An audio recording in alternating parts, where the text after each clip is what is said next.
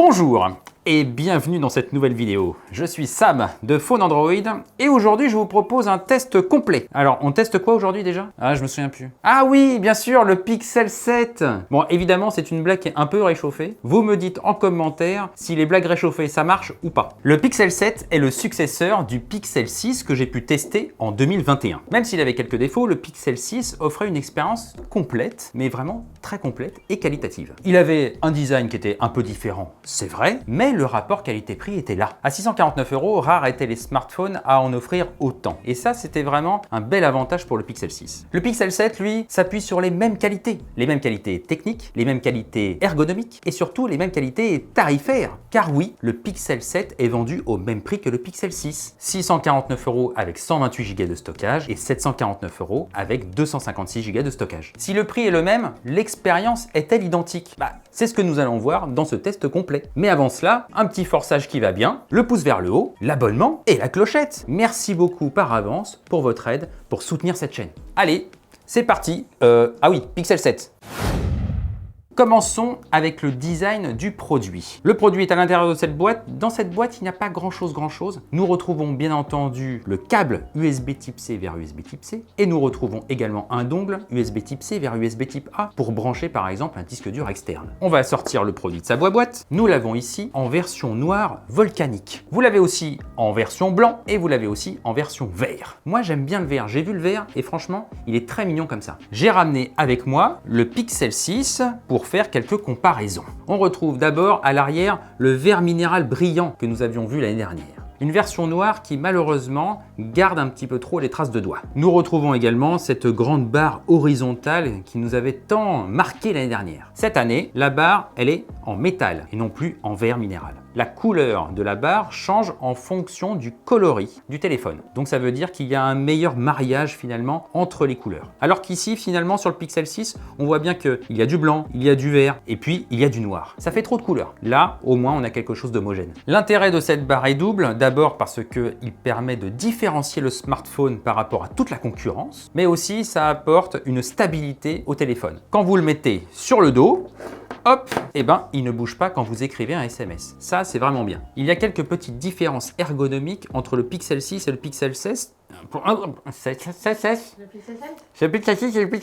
Il y a quelques différences ergonomiques entre le Pixel 6 et le Pixel 7, outre cette grande barre qui change un petit peu de design. D'abord, le Pixel 7 est un peu plus petit. Ensuite, les ouvertures pour le micro et le haut-parleur ont également été modifiées. Autre différence sur les tranches, le tiroir de la SIM a été légèrement déporté et les séparations pour les antennes ont été modifiées. Les autres éléments techniques ne changent pas. Après avoir regardé le corps du téléphone, on va maintenant s'intéresser à l'écran. Comme pour le design, l'écran du Pixel 7 s'appuie beaucoup sur celui du Pixel 6. Nous retrouvons donc une dalle OLED 90 Hz Full HD+.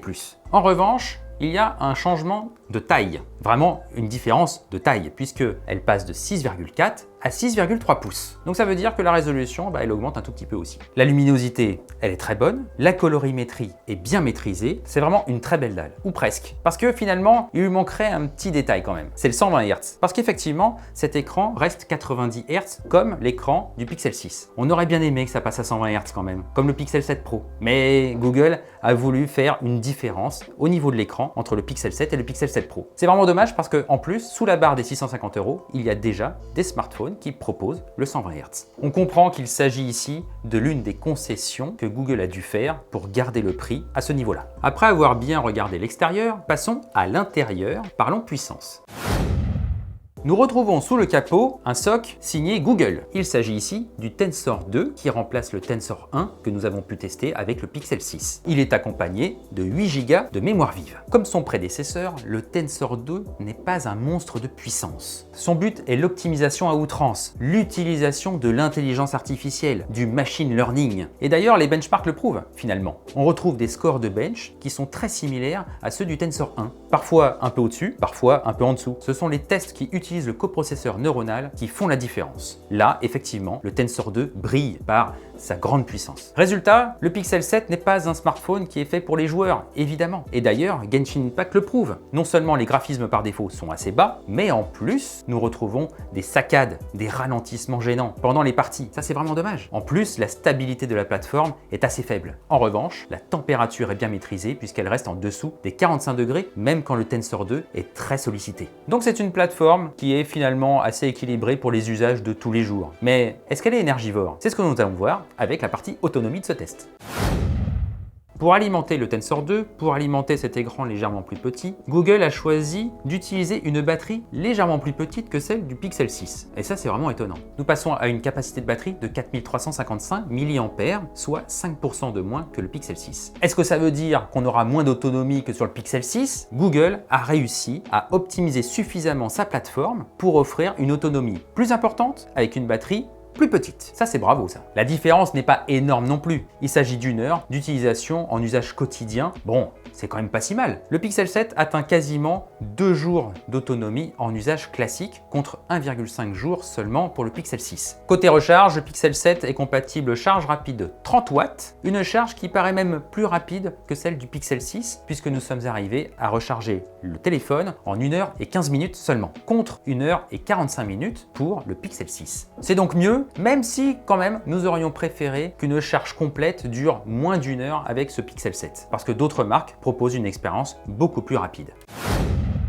Terminons ce test avec la dernière partie, la photo. La photo est un sujet qui fait débat avec le Pixel 7 parce que les pixels, depuis le Pixel 6, utilisent beaucoup l'intelligence artificielle pour améliorer les photos. Il utilise beaucoup l'intelligence artificielle et il s'appuie donc moins finalement sur les qualités optiques de son équipement. Vous retrouvez d'ailleurs ci-dessous la configuration qu'il y a dans ce Pixel 7 avec le capteur principal, le capteur secondaire et le capteur selfie bien évidemment. Si l'on se base uniquement sur ces caractéristiques, finalement le Pixel 7 est un smartphone classique en photo. Mais finalement, il ne l'est pas. Et c'est en ça où ça fait débat parce qu'on se retrouve en fait avec un Pixel 7 qui fait d'excellentes photos le jour, la nuit, avec un mode nuit qui est quand même excellent, avec des détails qui ressortent, qui rejaillissent vraiment, des contrastes excellents, des vraies belles couleurs. On a vraiment une qualité de photo qui est incroyable par rapport à ce classicisme absolu qu'il y a dans cette configuration photo. Et même, on va aller plus loin, le Pixel 7 peut prendre des photos floues et finalement, l'intelligence artificielle va les reprendre et améliorer la netteté de la photo. C'est assez impressionnant finalement à voir. Vous prenez une photo, vous regardez la première prévisu, elle est floue, vous laissez l'intelligence artificielle faire sa magie et hop, vous avez une belle photo. C'est assez incroyable finalement. Le Pixel 7 fait-il donc des belles photos ou est-ce que l'intelligence artificielle améliore finalement des photos plutôt classiques, plutôt banales? C'est ça qui fait débat finalement. Mais est-ce que c'est un vrai débat? L'important c'est quoi? C'est qu'au final,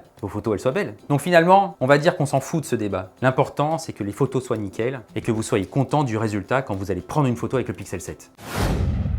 Alors, qu'est-ce que je pense au final de ce Pixel 7? Ah, le Pixel 7, c'est vraiment le digne successeur du Pixel 6, dans tous les domaines, autant dans les qualités que dans les défauts. Oui, ce sont deux modèles qui sont très proches l'un de l'autre, même peut-être un peu trop proches d'ailleurs, nous l'avons vu avec les benchmarks sur le Tensor 2 et le Tensor 1. Mais Google a su finalement peaufiner sa recette. Nous l'avons vu avec l'autonomie, nous l'avons vu avec la photo, nous l'avons vu aussi avec le design. Et tout cela, Google l'apporte sans changer le prix. Et finalement, c'est ça qui est le plus impressionnant. C'est que par rapport à des marques comme Apple qui ne changent pas grand-chose, mais qui vous le surfacturent, Google arrive à changer quelque chose d'important. L'autonomie et la photo, c'est très important, mais ne change pas le prix pour autant. Et finalement, c'est pour ça que je dis à Google, vraiment, bravo les mecs, vous avez assuré cette année. Alors, est-il le meilleur rapport qualité-prix du moment? S'il ne l'est pas, franchement, pour moi, il est sur le podium. Il est parmi les 3 meilleurs rapports qualité-prix de cette fin d'année. Voilà qui conclut mon test vidéo du Pixel 7. Merci beaucoup de l'avoir suivi jusqu'au bout. J'espère que cette vidéo vous aura plu. Si vous avez des questions, comme d'habitude, on se retrouve